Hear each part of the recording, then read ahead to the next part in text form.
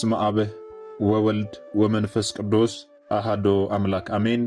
የተወደዳችሁ የልዑል እግዚአብሔር ቤተሰቦች የእናታችን የቅድስት ድንግል ማርያም የአስራት የቃል ኪዳን የበረከት ልጆች የጻድቃን የሰማዕታት ወዳጆች በወደደንና ባፈቀረን በልዑል እግዚአብሔር ፍጹም ሰላም እላችኋለሁ። እንደምን ዋላችሁ?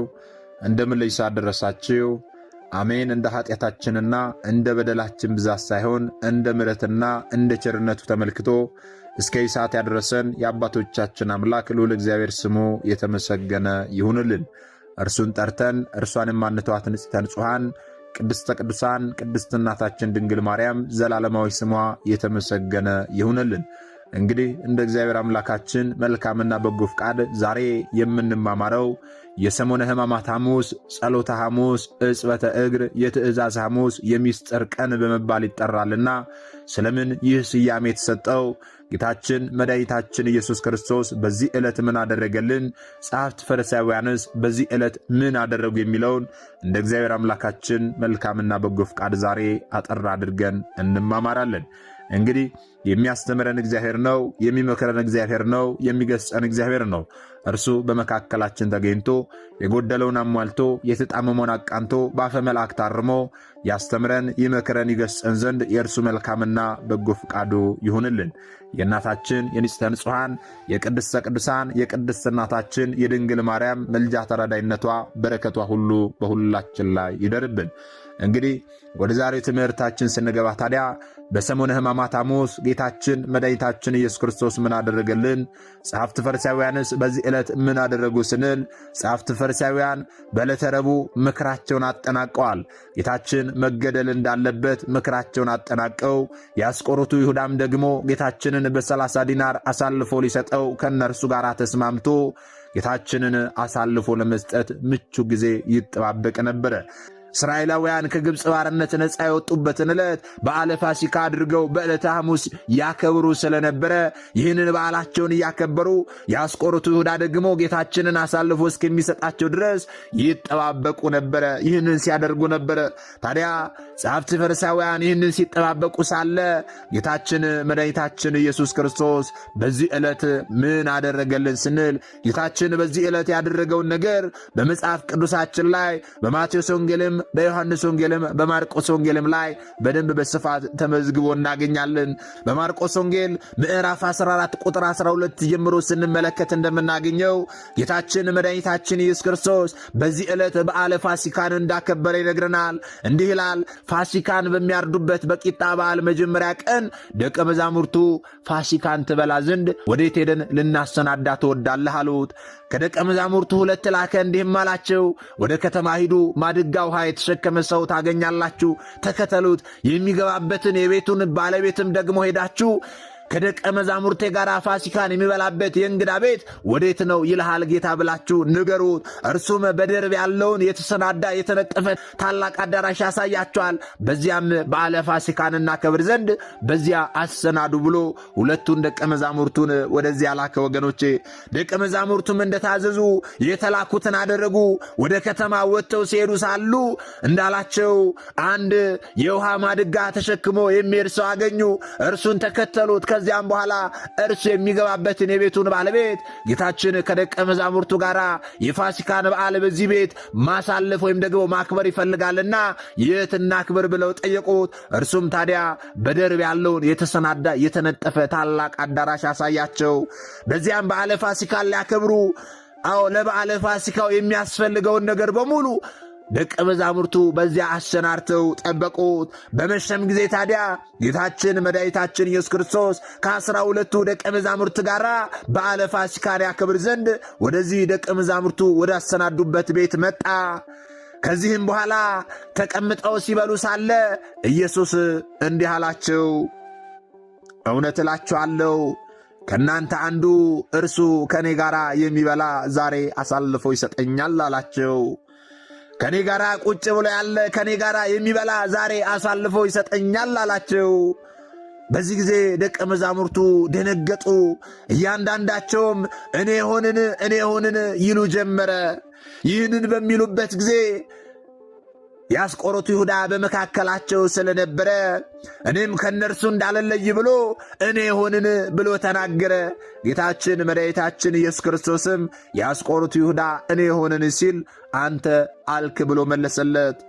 ከዚህም በኋላ ጌታችን ከ12ቱ አንዱ ከኔ ጋር ወደ ወጭቱ እጁን የሚያጠልቀው ዛሬ እኔን አሳልፎ ይሰጠኛል አለ።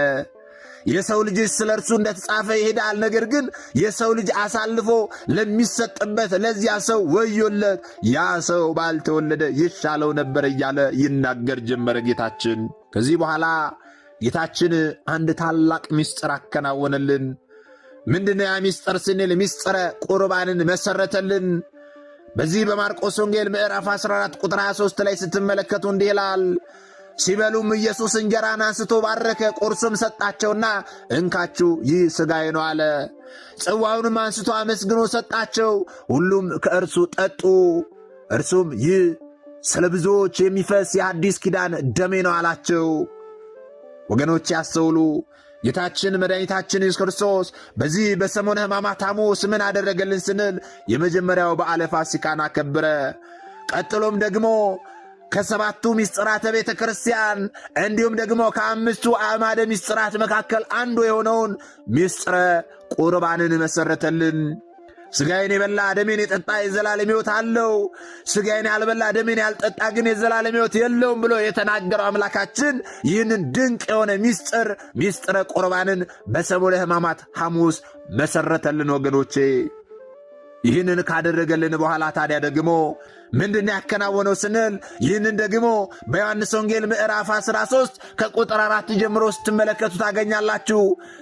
ቃሉ እንዲህ ይላል፣ ከእራት ተነሳ፣ ልብሱንም ማኖረ፣ ማበሻም ጨርቅ ወስዶ ታጠቀ፣ በኋላም በመታጠቢያ ውሃ ጨመረ፣ የደቀ መዛሙርቱንም እግር ሊያጥብና በታጠቀበትም ማበሻ በጨርቅ ሊያብስ ጀመረ ይላል። ጌታችን መድኃኒታችን ኢየሱስ ክርስቶስ በዚህ ዕለት በሰሙነ ሕማማት ሐሙስ የደቀ መዛሙርቱን እግር ሊያጥብ ዝቅ ብሎ እግራቸውን ሊያጥብ፣ አዎ ወገቡን ታጠቀ፣ ማበሻም ጨርቅ ይዞ ተነሳ። ከዚህ በኋላ ወደ ስምዖን ጴጥሮስ ጠጋ ብሎ የስምዖን ጴጥሮስን እግር ሊያጥብ ጎንበስ አለ። በዚህ ጊዜ ጴጥሮስ እንዲህ አለ፣ አንተ የኔን እግር ታጥባለህን አለ። ጌታችንም እንዲህ አለው፣ እኔ የማደርገውን አንተ አታውቅም፣ በኋላ ግን ታውቋለህ። ስለዚህ ላጥብህ ይገባል፣ እግርህን ልጠብ አለው። ጴጥሮስ ግን የኔን እግር ለዘላለም አንተ አታጥብም፣ እኔ አንተን እግር ላጥብ ይገባኛል እንጂ አንተማ የኔን እግር ልታጥብ አይገባም። ስለዚህ ለዘላለም አንተ የኔን እግር አታጥብም አለው። ኢየሱስም ታዲያ እኔ ካላጠብኩ ከኔ ጋር ዕድል የለህም ብሎ መለሰለት። በቁጥር 8 ላይ ወገኖች ያስተውሉ። ከኔ ጋር ዕድል ፈንታ ጽዋ ተርታ የለህም እግርህን ካላጠብኩ፣ ስለዚህ እግርህን ላጥብህ ይገባል አለው ጌታችን። ጴጥሮስም ታዲያ ይህንን በሚለው ጊዜ ጌታ ሆይ ከአንተ ጋር ዕድል ፈንታ ጽዋ ተርታዬ ከአንተ ጋር እንዲሆን ከሆነማ እግሬን ብቻ አይደለም እጅና ፊቴን ራሴንም ጭምር መላ አካሌን እጠበኝ አለው። ወገኖቼ ጌታችን እግራቸውን ሲያጥባቸው ደቀ መዛሙርቱ ለእነርሱ ጥምቀት ሆኖላቸዋል። ኢየሱስም ታዲያ የታጠበ እግሩን ከመጣጠብ በቀር ሌላ አያስፈልገውም፣ ሁለንተናው ግን ንጹሕ ነው። እናንተም ንጹሐን ናችሁ፣ ነገር ግን ሁላችሁም አይደላችሁም አለ። አሳልፎ የሚሰጠውን ያውቅ ስለነበረ ሁላችሁም ንጹሐን አይደላችሁም አለ። ዝቅ ብሎ የደቀ መዛሙርቱን እግር ጌታችን መድኃኒታችን ኢየሱስ ክርስቶስ አጠበ። ዛሬም ቅድስት ቤተ ክርስቲያናችን ይህንን ሥርዓት ታከናውናለች። ጌታችን መድኃኒታችን ኢየሱስ ክርስቶስ በዚህ ዕለት የደቀ መዛሙርቱን እግር በፍጹም ትሕትና ዝቅ ብሎ አጥቧል። ይህ የሚያሳየው የዓለምን ሁሉ ኃጢአት ለማጠብ የመጣ አምላክ መሆኑን ነው። ይህንን ለማስታወስ ዛሬም ካህናት አባቶቻችን በተለይም ደግሞ ሊቃነ ጳጳሳትና የደብር አስተዳዳሪዎች በመካከላችን ተገኝተ የእኛንና የሕዝብህን ኃጢአት እጠብ፣ እኛም ያንተን አርአያ አንዘነጋም፣ የሌላውን እግር እናጥባለን ሲሉ በቤተ ክርስቲያናችን የተገኙትን ምእመናን ሁሉ እግራቸውን ያጥባሉ። በዚህ የተነሳ ይህ ዕለት ሕጽበተ እግር ተብሎ ይጠራል ማለት ነው። ጌታችን የደቀ መዛሙርቱን እግር እንዳጠበ እነርሱም ደግሞ የምእመናኑን እግር ያጥባሉ። ጌታችን የደቀ መዛሙርቱን እግር ካጠበ በኋላ እናንተም ደግሞ ይህንን አድርጉ ብሎ አዟቸው ነበርና ይህ ዕለት የትእዛዝ ሐሙስ ተብሎ የሚጠራል። ወገኖቼ ጌታችን የደቀ መዛሙርቱን እግራቸውን ካጠበ በኋላ እርስ በርሳቸው እንዲተጣጠቡ ደግሞ ትእዛዝን ሰጥቷቸው ነበረ። እርስ በርሳችሁ ተተጣጠቡ ብሏቸው ነበረ ወገኖቼ። ይህንን እንዲያደርጉ ትእዛዝን ሰጥቷቸው ነበርና ቅድስት ቤተ ክርስቲያናችን ዛሬ ይህንን ታደርጋለች ማለት ነው። ጌታችን መድኃኒታችን ኢየሱስ ክርስቶስ የደቀ መዛሙርቱን እግር ዝቅ ብሎ ካጠበ በኋላ አንድ ነገር ደቀ መዛሙርቱን አላቸው። በዚህ በማርቆስ ወንጌል ምዕራፍ 14 ቁጥር 27 ላይ ሲመለከቱ እንደሚል ቃል ታገኛላችሁ። በዚህ ሌሊት ሁላችሁ በእኔ ትሰናከላላችሁ፣ እረኛውን ድሃዎች በጎችም ይበተናሉ የሚል ተጽፏልና አላቸው። ወገኖች ያስተውሉ።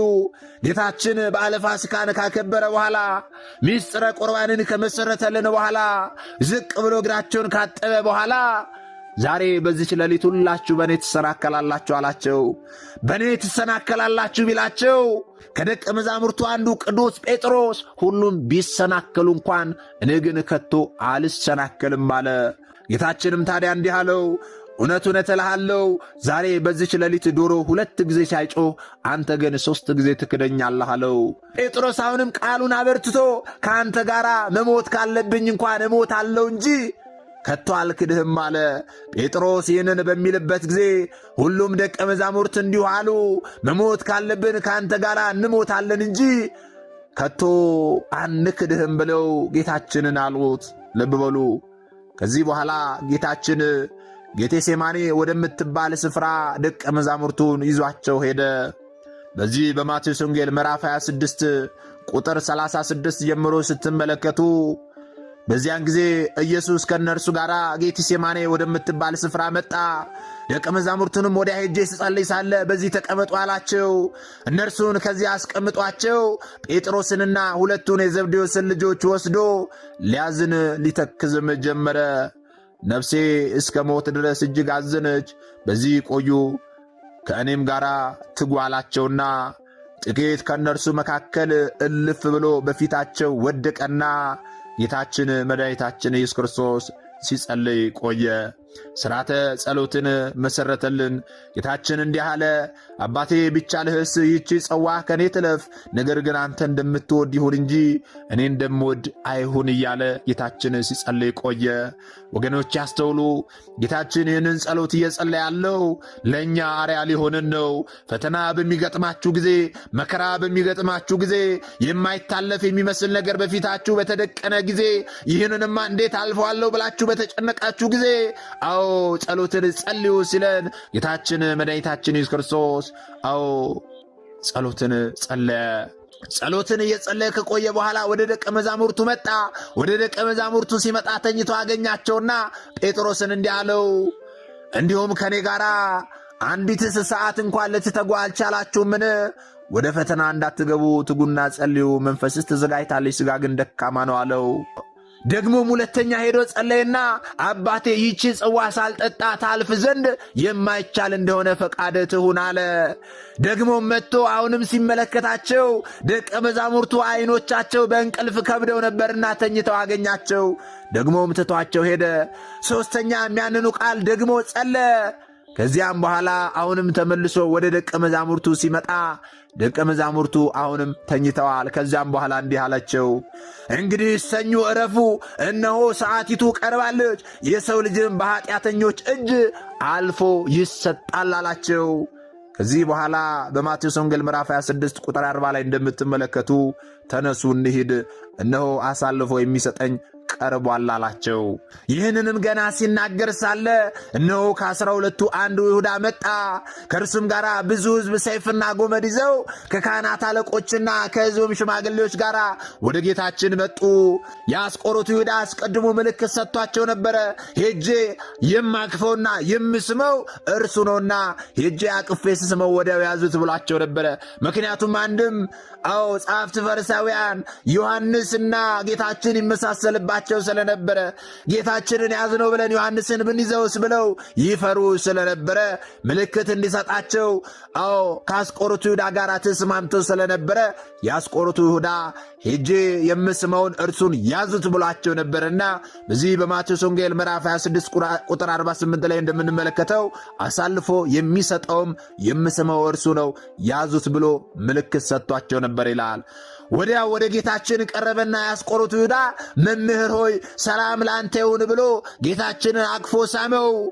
ኢየሱስም ታዲያ ወዳጄ ሆይ ለምን ነገር መጣህ አለው። በዚያን ጊዜ ጸሐፍት ፈሪሳውያን ቀረቡና እጃቸውን በኢየሱስ ላይ ጭነው ጌታችንን ያዙት። ወገኖቼ በዚህ በሰሙነ ሕማማት ሐሙስ ጌታችን መድኃኒታችን ኢየሱስ ክርስቶስ ሐሙስ ማታ 3 ሰዓት ላይ ስለ እኔና ስለ እናንተ ሲል ተያዘ። ስለ እኔና ስለ እናንተ ሲል በ30 ዲናር ተላልፎ ተሰጠ።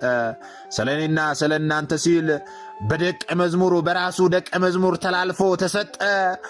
ጸሐፍት ፈሪሳውያን ጌታችንን እጆቻቸውን ጭነው በያዙት ጊዜ ከጌታችን ደቀ መዛሙርት አንዱ እጁን ዘርግቶ ሰይፉን መዘዘና ከነዚያ ወታደሮች መካከል ያንዱን ባሪያ ጆሮን ቆረጠው። በዚህ ጊዜ ጌታችን ተው ረፍ አለ።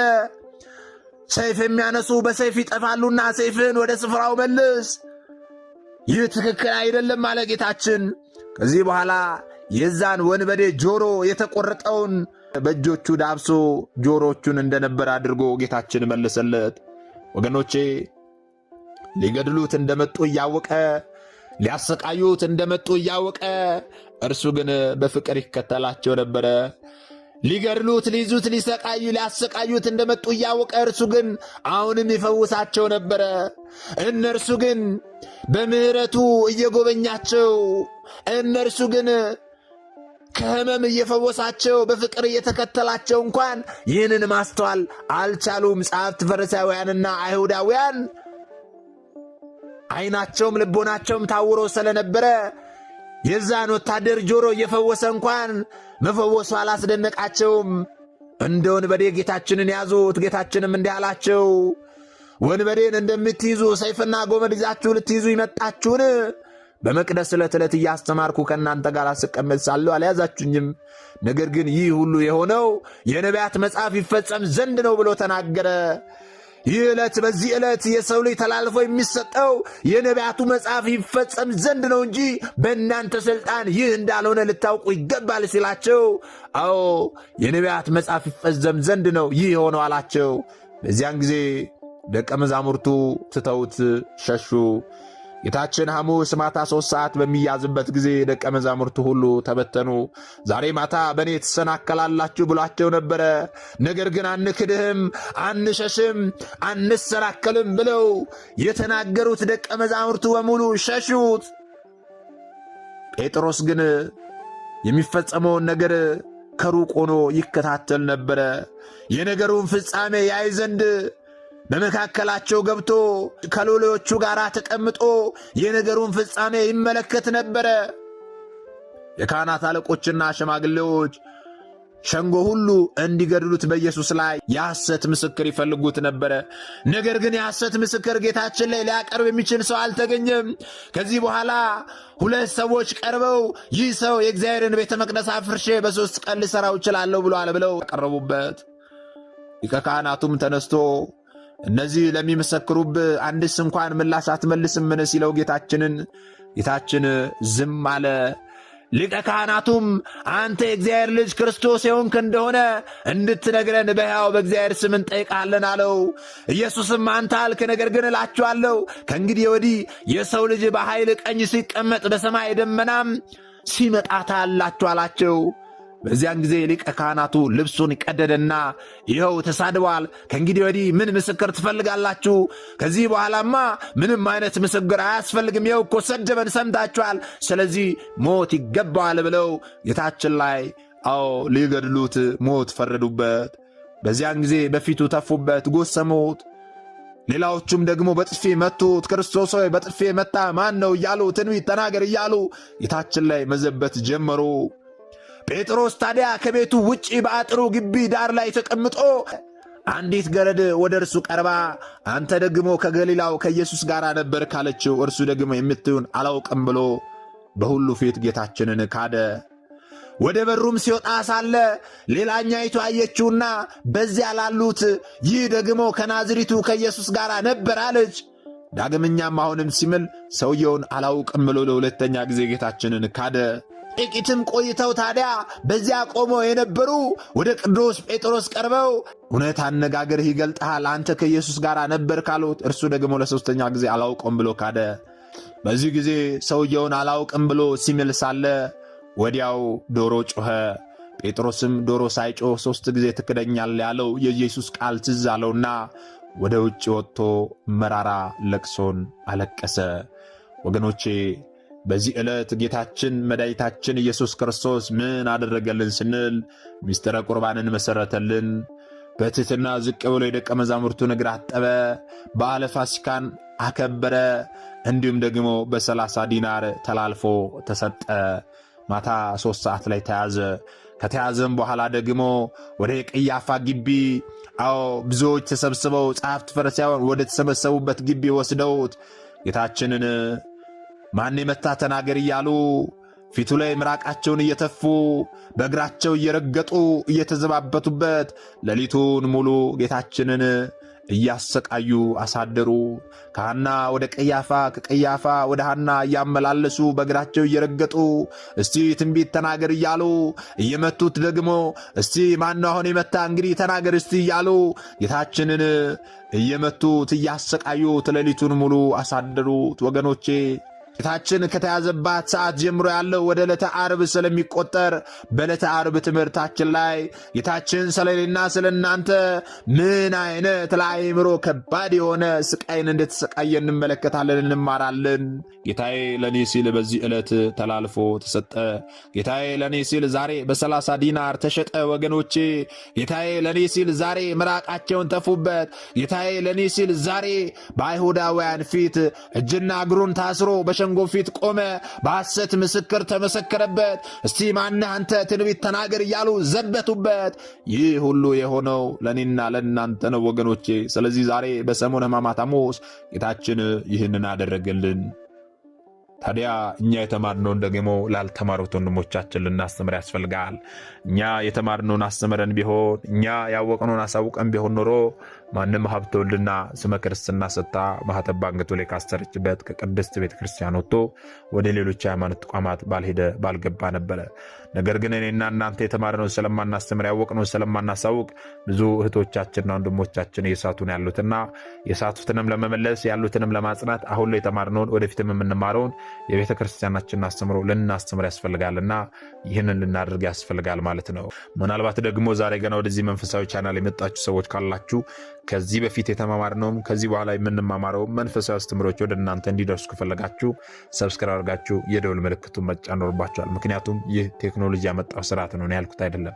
ይህንን ካደረጋችሁ ዕለት ዕለት ከዚህ የሚለቀቁ አስተምሮች ወደ እናንተ ይደርሳሉ።